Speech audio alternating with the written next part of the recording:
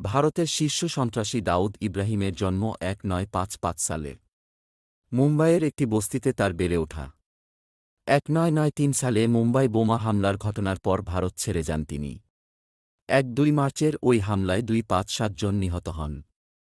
আহত হন ৭০০ জনের বেশি মানুষ। ওই বোমা হামলার মূল পরিকল্পনাকারী হিসেবে দাউদ ইব্রাহিমকেই সন্দেহ করা হয়। সম্প্রতি গত ১-৫ ডিসেম্বর মুম্বাই বোমা হামলার এই মূল পরিকল্পনাকারীকে পাকিস্তানে অজ্ঞাত কিছু মানুষ বিষপ্রয়োগ করেছে বলে দাবি করা হচ্ছে। বলা হচ্ছে, বিষপ্রয়োগের পর অসুস্থ হয়ে পড়া দাউদ ইব্রাহিম রোববার করাচির একটি হাসপাতালে চিকিৎসাধীন অবস্থায় মারা গেছেন। তার এই মৃত্যুর খবরে উত্তাল হয়ে উঠেছে পাকিস্তান ও ভারতের সামাজিক যোগাযোগ মাধ্যম, যদিও উৎস যাচাইয়ে এই দাবিটির সত্যতা নিশ্চিত হওয়া যায়নি।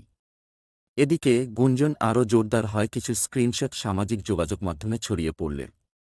তাতে দেখা যায় এক্সে, সাবেক টুইটার, একটি পোস্টে পাকিস্তানের তত্ত্বাবধায়ক সরকারের প্রধান আনোয়ারুল হক কাকার দাউদের মৃত্যুর খবর নিশ্চিত করে তার আত্মার শান্তি কামনা করেছেন। আর এ কারণেই দাউদ ইব্রাহিম মারা গেছেন বলে অনেকে দৃঢ়ভাবে বিশ্বাসও করেছেন।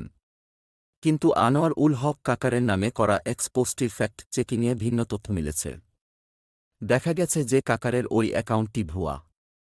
ভাইরাল স্ক্রিনশটটি গভীরভাবে বিশ্লেষণ করে দেখা যায়, তার নাম ব্যবহার করে যে অ্যাকাউন্ট থেকে বার্তাটি ছড়িয়েছে সেটির সাথে আনোয়ার উল হকের অফিসিয়াল অ্যাকাউন্টের মিল নেই।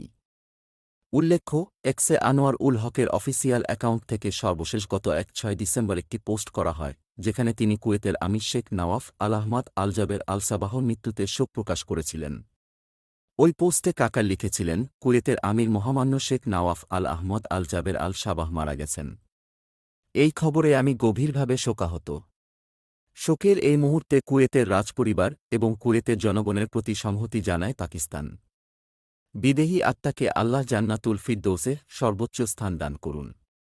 পাক-কুয়েত সম্পর্ককে শক্তিশালী করার জন্য প্রয়াত আমির সর্বদা স্মরণীয় হয়ে থাকবেন। অবশেষে সকল তথ্যের সত্যতা যাচাই বাছাইকারী ওয়েবসাইট দিয়ে ফারেসি জানিয়েছে।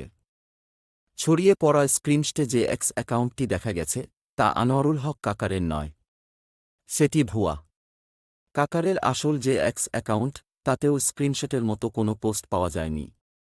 যদি ভিডিওটি ভালো লেগে থাকে তাহলে চ্যানেলটিকে লাইক, শেয়ার, সাবস্ক্রাইব করে পাশে থাকবেন এই রকম ভিডিও পেতে।